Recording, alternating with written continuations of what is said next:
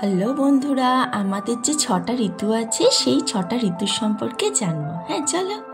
গ্রীষ্মকাল, ইংরেজিতে বলে সামার সিজন। বর্ষাকাল মানে রেইনি সিজন। শরৎকাল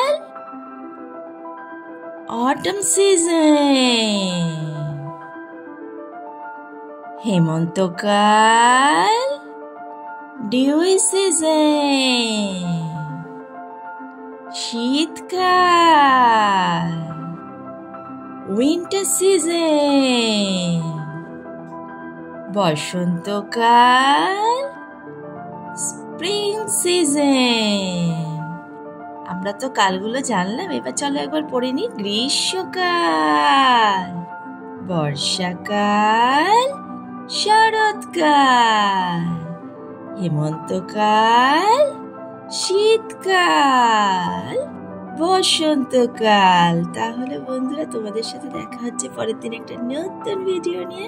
আজকের মতো টাটা।